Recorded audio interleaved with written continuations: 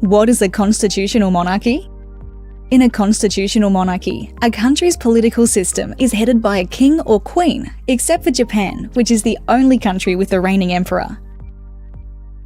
A constitutional monarchy is essentially a system where the head of state comes to that position through inheritance, being part of the ruling royal family. They reign, but they do not rule. That is to say, they have ceremonial but not political power. And that's the classic model that Great Britain essentially developed in the 19th century. A constitutional monarchy is different to an absolute monarchy. In fact, they're the opposite. An absolute monarchy has total power over the government and the people.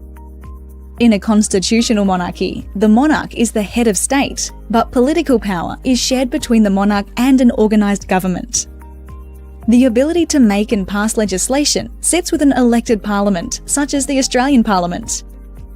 There are currently 43 constitutional monarchies around the world. This includes countries such as the United Kingdom, Monaco, Sweden, Malaysia, Morocco, Canada, and Australia.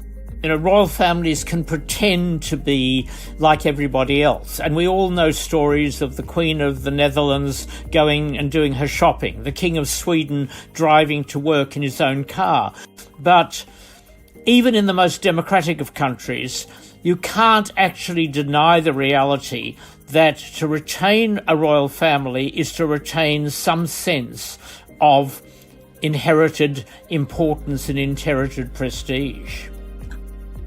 But does this make a monarchy more elitist than other systems? If we look at countries that don't have monarchies, it's hard to argue that they somehow have less of a class system.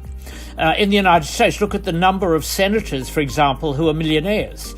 So I think, yes, I find the feudal remnants of monarchy somewhat objectionable, but I think they're probably no more objectionable than oligarchies anywhere else in the world.